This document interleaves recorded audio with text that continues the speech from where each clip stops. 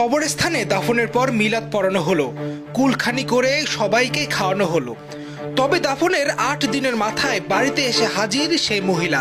সবাই মনে করছেন কবর থেকে যেন উঠে এসেছেন তিনি, অথবা জিন অথবা ভূত। কাকে মারে দিলাম? বোনের মতো নবিকুল স্যারা কাকে মারে দিলাম? কি কবরস্থান থেকে আত্মা উড়ে এলো না রুসানা আইলো, কোনটা আইলো? আতঙ্কের ভিতরে কি রীতির মারে দিয়ে কই থেকে আইলো, এটা তো আমরা কাকে মারে দিলাম এরকম মনে দেখি কি আল্লাহ কি গাইবি এটা আইলো নাকি। গ্রামে ছড়িয়ে পড়ে আতঙ্ক। আত্মীয় স্বজন, পাড়া প্রতিবেশী সবাই আসছে তাকে দেখতে। কেউ দেখছে চুল টেনে অথবা চিমটি দিয়ে, এমনকি কেউ কেউ তার ছায়া আছে কিনা সেটি পরীক্ষা করছে। সবাই বলতেছে কখন সাই কি সত্যিকারই না, কেউ বলে সিমটি কাটি দেখেন, কেউ বলে চুলটানি দেখেন। তাই ওরা কেউ চুলটানি দেখতেছে, কেউ আমি সিমটি মারি দেখতে। আত্মীয় স্বজন যারা আছে সবাই মানে হেরে সিমটি দিতে আছে, কেউ চুল টানতে আছে, কেউ হেয়ারে সিমটি মারি চাইতে আছে। তুই কি আসলে কি রুসানা না আত্মা?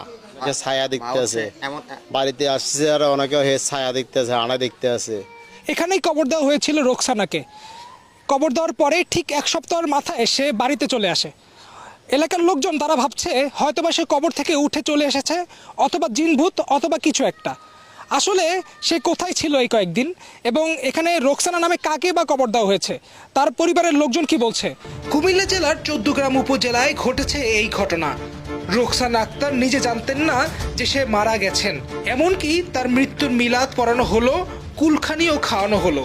মানসিক সমস্যাগ্রস্ত রোকসানা হঠাৎ ঘর থেকে বের হয়ে ঢাকায় চলে আসেন। কয়েকদিন কারো সাথে কোনো যোগাযোগ রাখেননি তিনি।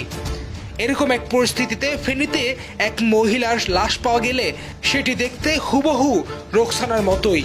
পরিবার, আত্মীয় স্বজন, পাড়া প্রতিবেশী সেই লাশটিকে রোকসানা ভেবে জানাজার নামাজ পড়ে ও কবর দেয়। মিলাদ হয়, কুলখানিও খাওয়ানো হয়। মূলত একটু মানসিক সমস্যা আছে। তো মানসিক সমস্যার কারণে যখন যোগটা ওঠে সে বাসার থেকে বাড়ি যায়, এর কেউ কন্ট্রোল করতে পারে না। তাই এর সাথে আমাদের সাথে কোনো যোগাযোগ নেই।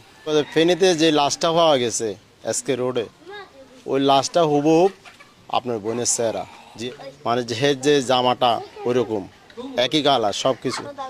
তখন আমরা একটু কম ভারম হই নাই, তারপরেও কম ভারম হই নাই। আমি রাতে 2টা বাজে আপনার সদর হাসপাতালে মর্গে যাই। মর্গে যাই, বডি তো নষ্ট হয়ে গেছে, শুধু ফেসটা চিনে যায়, আর কিছু তার আইডেন্টিফাই করবে কোনো ইয়া নেই। ওরা দেখি আমাকে বলতেছে একটু করতে গেছো, আমি বললাম ঢাকা থেকে আসছি। তখন তো আমি মারি ফেলছি, আমি তোমার 4 দিন দেখাই ফেলছি। এ কথা যখন বলছে তখন আমি তো অবাক। আমি বলি কি আমার 4 দিন দেখালে আমি এখানে কেন, কার লাশ আনি মারি দিচ্ছে। এর ঠিক 8 দিনের মাথায় রোকসানা বাসায় এসে হাজির। এই ঘটনা ইতিমধ্যে তার পরিবার 60,000 টাকা খরচ করে ফেলেছে। যেখানে আমি মারা জানি সেখানে আমার আত্মা কীভাবে আসবে? ফোন টোন ছিল না, খাওয়ার সাথে যোগাযোগ ছিল না, এই জন্য এই সমস্যাটা হয়েছে। এখানে একটা চাকরি হয়েছে, চাকরি আমি কাপড় চোপড় নেওয়ার জন্য এখানে আসছি। 60 হতে 65,000 মতন খরচ হয়েছে টোটাল। 25 তারিখে রাত্রে আমার কাছে খবর আসে আমার বোন ফিরিয়ে এসে। কি আমার বোন ফিরিয়ে এসে আমরা মাঠে দিয়েছি। আমি কে? এই তো হুবহু আমার বোনের স্যার আছে। যাক, যখন আমরা কনফার্ম হয়ে ফেলে আমি হের লগে যোগাযোগ করি। যোগাযোগ করার পরে দেখি যে হ্যাঁ কনফার্ম। তখন 19 তারিখে বাড়িতে আসার পরে সবাই তো একটা আতঙ্ক বিরাজ, এই কোত্থেকে আইলে তো মারা গেছে, তখন এই কোত্থেকে আইলো, এ কি আত্মা আইলো না জিন আইলো না কি আইলো? কি ওকে দেখি মানে আমরা সবাই হতভাগ্য, সবাই মানে ওরা জড়াই ধরে কান্নাকাটি শুরু করছি যে কি রে কম কবর দিয়ে আসছি। সবাই বলতেছে দিঘির পাড়া কবর দিয়ে আসছি, এখন আবার কোত্থেকে আইলি। এগুলো বলি দুষ্টামি করি টরি, কেউ দুষ্টামি করতেছে, কেউ কান্না করতেছে, কেউ খুশি হয়েছে, এরকম আর কি। সবাই আত্মীয় স্বজনরা আসি ওকে দেখতেছে।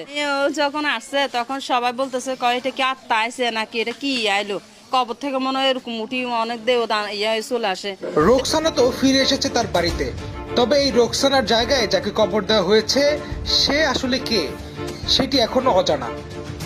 আরফিন ইমন, বাংলাদেশ টাইমস।